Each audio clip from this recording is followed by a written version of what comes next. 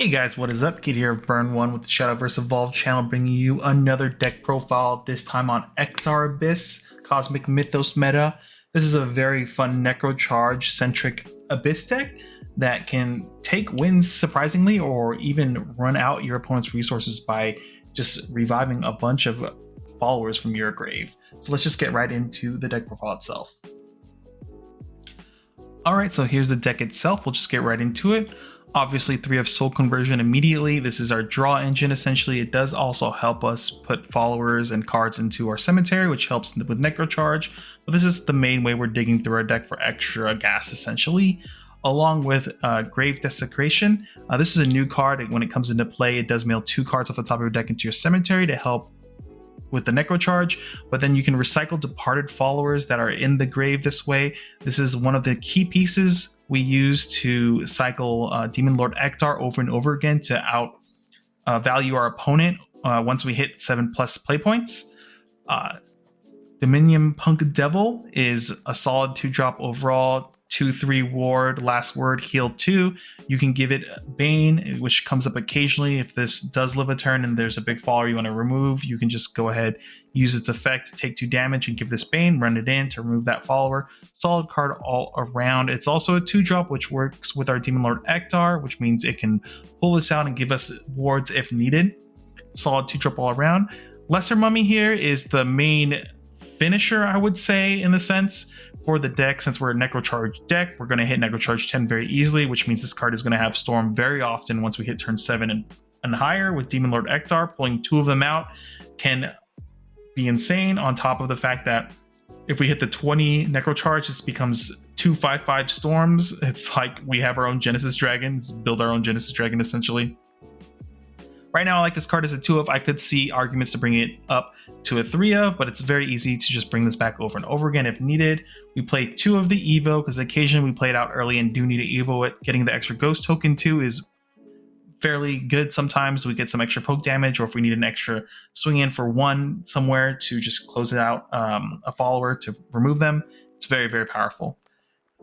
Mischievous Zombie, this is a card I've been praising since its release. It's a very good card when it comes to 1, it helps with Necro Charge, and 2, since half of our deck or more is departed cards, that means this adds consistency to our deck. Not only are we discarding to make Necro Charge, we're also drawing into our deck because a lot of the cards we want to discard too are departed cards that we can bring back later with Death's Breath.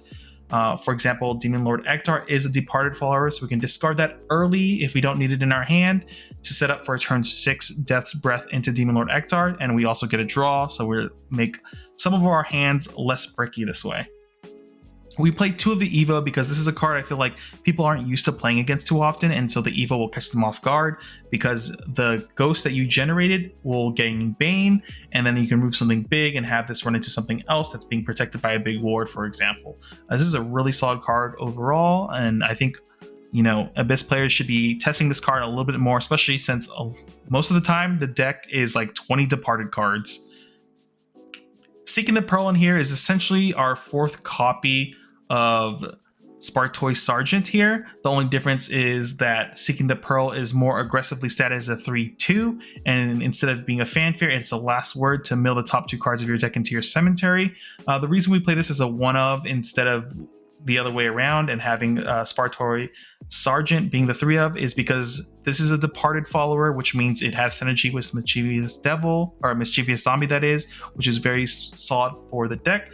But we have this essentially as 4 copies in the deck because we do want to see this as soon as possible. A lot of times this is the turn 2 play you want to be playing out onto the board to help build up that cemetery for your Necro Charge as soon as possible, because the faster you get that out, the faster you get a pop off. Surefire Bullet here is my removal of choice right now. There's a lot of really solid targets to remove. It's very good into all the Fable decks, mostly obviously just Egg Haven is the big one, even if they Andromeda, and then Egg Evo. This still removes the egg that's left there, which is good. This is also good into Sword, good into Forest right now because they play the, I'm forgetting the name of the card, but it bounces cards back to their hand and If you combo 3 draws a card, it's a 4/4 faller. This is the way we remove it. If you feel like you're being pressured too much early and you think this is too heavy of a cost, you could play Snipes in this spot instead if you'd like. Or even if you want to have more mill for your deck, they're the 2-drop Abyss spell that deals 3 and mills a card from the top of your deck is a good replacement for this as well. But Surefire Bullet right now I feel like is in such a sweet spot. It hits kind of every deck that wants to do things right now. We're on like turns 3 and 4, so I've liked this card a lot. Next, Bone Chimera. This is a card that helps fuel your Necrocharge very well because it has the fanfare on play, mill the top 3 cards of your deck into your cemetery. But we use this as the mid to late game removal. It's pay 3, you get to remove anything since Necrocharge 7. This far gains Rush and Bane. It's really annoying. And then you can present this out early and just have it chill there too. Now there's a 1/1 with Bane on the board that they have to deal with. It's really annoying. Bane is really annoying for your opponent to deal with.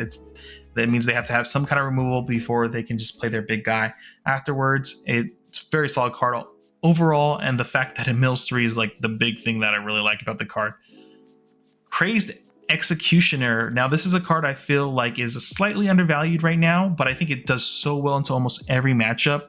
Against Egg, you can pull Alice's out of their hand, you can pull Eggs out of their hand so they can't pull up the board, you can remove Andromedas so they can't save their own board if they're planning to egg, things like that. Against Elephant Forest, you can just rip elephants out of their hand, and since they only generally play 2 to 3, it makes it very hard for them to find another one to just end the game that way. If you're afraid of losing your entire board against like Haven, like a control Haven list, you can remove their Themis from their hand. Against Sword, you can remove Valiant Fencer, which is like a big card. If they keep losing Valiant Fencers, they're probably going to lose the game because that card is just so much value. If you're removing 1 or 2 of those from their hand, like the game feels almost over for the Sword player, in my opinion. Crazy Executioner, incredibly good. Obviously, we play 2 of the Evo. One thing about this though is you do hurt yourself because on Evo you do take 2 damage, and then you get to remove a card out of your opponent's hand. I'm fine with taking that risk of taking 2 damage early on if need be, because I think being able to rip a card out of our opponent's hand against either a card that they need for their combo or a card I know I don't have an answer to next turn, or even if removing like their turn 4 play after playing this on 3 and using an Evo point to Evo, for example, if you remove their best turn 4 play, it makes it very awkward for them to really develop a very good board, which gives you enough time to get into the mid to late game there, where you can Death's Breath and Demonlord Eachtar to outvalue them till they lose the game. Marzensky is such an insane card. If you're a Necrocharge deck, you have to be playing Marzensky. I think you're just forced to all the time. I can't imagine not playing this card if I'm playing Abyss until something better comes out. The fact that this is almost a 3-for-1 most of the time, on top of it's good against early aggression, and once you hit the Necrocharge 10, which happens very quickly in this deck, you can start just on play. You don't even have to Evo, just remove something, and now you have a 3/3 on board that you're always threatening to Evo into a 4/4 here, which we play 2 of, that also can remove something else or weaken something else as well. Card is insane. You get so much value.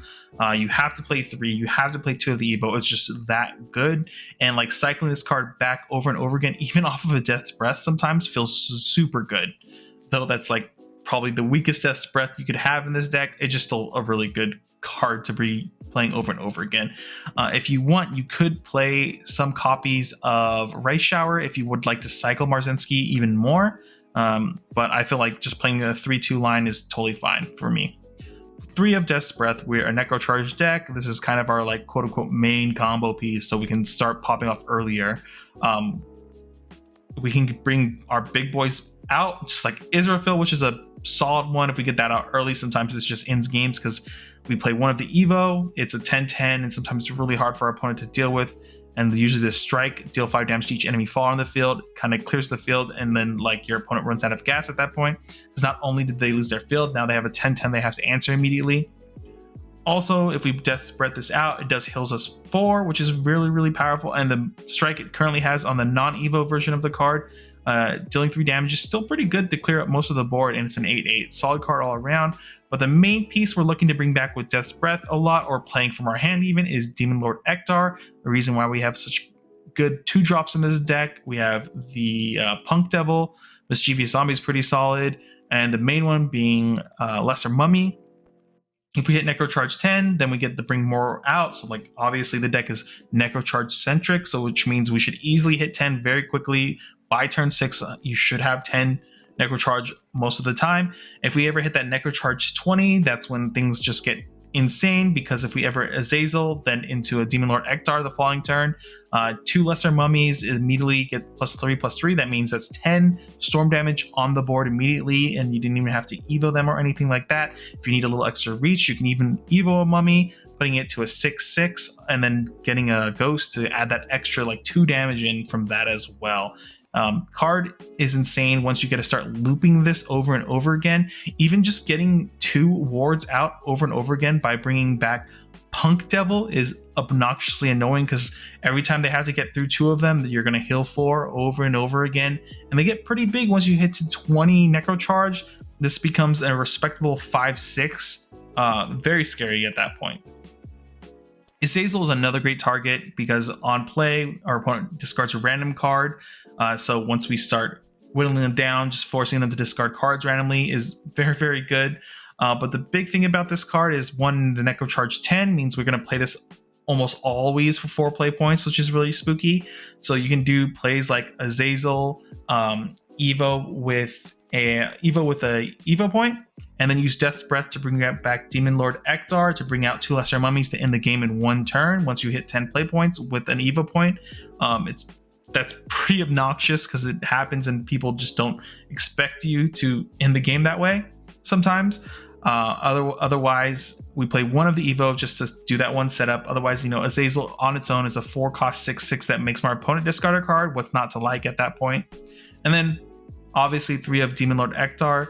What's so good about this is we can cycle this over and over again. Play it from our hand feels good. Playing it through Death's Breath a turn early feels good, or just doing it over and over again to annoy our opponents. On top of Grave Desecration here, also letting us to pay 2 to bring it back to our hand over and over again. So you get to play Demonlord Eachtar once one hits into your cemetery. You can play it up to easily play it to 3 to 5 times in a game, just because of the tools you have access to bring it back over and over again.